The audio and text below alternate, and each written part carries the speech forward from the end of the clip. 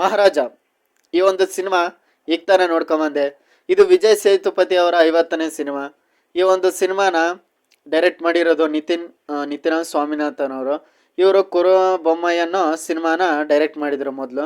So ಹೀಗಾಗಿ ಇದು ಇವರ 2ನೇ ಸಿನಿಮಾ. ಆ ಸಿನಿಮಾ ಕೂಡ ದೊಡ್ಡ ಮಟ್ಟದಲ್ಲಿ ಹಿಟ್ಟಾಗಿತ್ತು.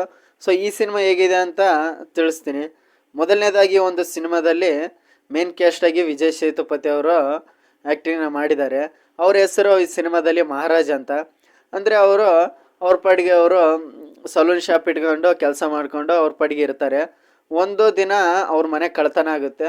ಅವಾಗ ಅವ್ರ ಮನೆ ಕಳ್ತನಕ್ಕೆ ನುಗ್ಗದಂಥ ಕಳ್ಳರು ಒಂದು ವಸ್ತುನ ಕಳ್ತನ ಮಾಡಿರ್ತಾರೆ. ಅದು ಲಕ್ಷ್ಮಿ ಅಂತ. ಅದು ಯಾವ ವಸ್ತು ಏನು ಅನ್ನೋದನ್ನ ಇನ್ವೆಸ್ಟಿಗೇಟ್ ಕೇಸ್ನ ಅಂತ ಕೊಡ್ತಾರೆ, ಪೊಲೀಸ್ ಸ್ಟೇಷನ್ಗೆ ಹೋಗ್ತಾರೆ.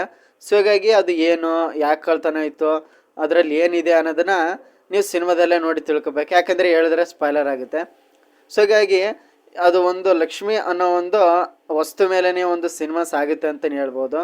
ಸೊ ಹೀಗಾಗಿ ಅದನ್ನು ನೋಡಿದಾಗ ಇಷ್ಟು ಸಣ್ಣ ವಸ್ತುಗೆ ಏನಕ್ಕೆ ಅನ್ನೋದನ್ನು ಗೊತ್ತಾಗಿತ್ತು. ಇದೊಂದು ರಿವೆಂಜ್ ಡ್ರಾಮಾ, ಒಂದೊಳ್ಳೆ ರಿವೆಂಜ್ ಡ್ರಾಮಾ ಮತ್ತು ತಂದೆ ಮಗುವಿನ ಒಂದು ಒಳ್ಳೆ ಸ್ಟೋರಿ ಅಂತಲೇ ಹೇಳ್ಬೋದು. ಮತ್ತು ಈ ಸಿನಿಮಾದ ಮತ್ತೊಂದು ಪಾಸಿಟಿವ್ ವಿಷಯ ಅಂದರೆ ಈ ಸಿನಿಮಾದ ಸ್ಕ್ರೀನ್ ಪ್ಲೇ ಕೂಡ ತುಂಬಾ ಗ್ರಿಪ್ಪಿಂಗ್ ಆಗಿದೆ ಅಂತ ಹೇಳ್ಬೋದು. ಎಲ್ಲೂ ಕೂಡ ಕಾಮಿಡಿ ಅದು ಇದು ಏನಿಲ್ಲ. ಸುಮ್ಮನೆ ಅನ್ನೆಸೆಸರಿ ಕಾಮಿಡಿ ಮತ್ತು ಯಾವುದೋ ಸಾಂಗ್ಗಳು ಇಲ್ಲ, ಇದರಲ್ಲಿ ಒಂದು ಸಾಂಗ್ ಕೂಡ ಇಲ್ಲ, ಮತ್ತು ಅನ್ನೆಸೆಸರಿ ಕಾಮಿಡಿ ಅಂತ ಇಲ್ಲವೇ ಇಲ್ಲ. ಸೊ ಹೀಗಾಗಿ ನಿಮಗೆ ಎಲ್ಲೂ ಕೂಡ ಬೋರ್ ಹೊಡೆಯಲ್ಲ. 2 ಅವರು ಇಷ್ಟು ನಿಮಿಷ ಇದೆ, ನೀವು ಆರಾಮ್ಸೆ ಕೂತ್ಕೊಂಡು ನೋಡ್ಬೋದು ಈ ಒಂದು ಸಿನಿಮಾನ.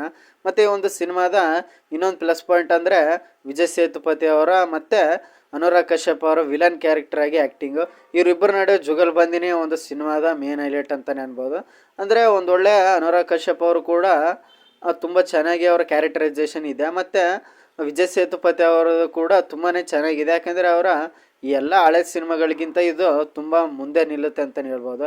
ಯಾಕೆಂದರೆ ಸ್ಟೋರಿ ವೈಸ್ ಆಗಿರಲಿ ಮತ್ತು ಆ ಒಂದು ಸ್ಕ್ರೀನ್ ಪ್ಲೇನೆಸ್ ಆಗಿರಲಿ, ಇದರಲ್ಲಿ ತುಂಬ ಚೆನ್ನಾಗಿ ಮಾಡಿದ್ದಾರೆ ಅಂತಲೇ ಹೇಳ್ಬೋದು. ಸೊ ಹೀಗಾಗಿ ಡೈರೆಕ್ಟರ್ ನಿತಿನ್ ಸ್ವಾಮಿನಾಥನ್ ಅವರು ಕುರು ಬೊಮ್ಮಾಯಿ ಆ ಒಂದು ಸಿನಿಮಾದ ನಂತರ ಇದು ತುಂಬಾ ದೊಡ್ಡ ಹಿಟ್ಟಾಗ್ತಿರೋವಂಥ ಸಿನಿಮಾ ಆಗಿದೆ. ದೊಡ್ಡ ಹಿಟ್ಟು ಥಿಯೇಟ್ರ್ಗಳಲ್ಲಿ ಈಗ OTTಲಿ ಯಾವ ರೀತಿ ಹೋಗ್ತಾ ಅಂತ ನೋಡಬೇಕು. ಕನ್ನಡದಲ್ಲಿ ಕೂಡ ಇದೆ ಈ ಒಂದು ಸಿನಿಮಾ. ಸೊ ನನಗಂತೂ ಇಷ್ಟ ಆಯಿತು. ಮತ್ತು ಈ ಒಂದು ಸಿನಿಮಾದ ಪಾಸಿಟಿವು ಮತ್ತು ಮ್ಯೂಸಿಕ್ ಅಂತಲೇ ಹೇಳ್ಬೋದು. ಈ ಒಂದು ಸಿನಿಮಾಗೆ ಮ್ಯೂಸಿಕ್ ಮಾಡಿರೋದು ಅಜನೀಶ್ ಲೋಕನಾಥ್ ಅವರು. ಸೊ ಅವ್ರ ಮ್ಯೂಸಿಕ್ ಅಂದರೆ ನಿಮ್ಗೆ ಗೊತ್ತಿರುತ್ತೆ ಎಲ್ಲ ಯಾವ ರೇಂಜಿಗೆ ಮಾಡ್ತಾರೆ ಅಂತ. ಸೊ ಇದರಲ್ಲೂ ಕೂಡ ಅವ್ರ ಕೈ ಚಳಕ ಅಷ್ಟೇ ಇದೆ ಅಂತಲೇ ಹೇಳ್ಬೋದು. ಮತ್ತು ಈ ಸಿನಿಮಾದ ನೆಗೆಟಿವ್ ವಿಷಯಕ್ಕೆ ಬಂದರೆ ನೆಗೆಟಿವ್ ಅಂತ ಅಷ್ಟೊಂದು ಏನಿಲ್ಲ.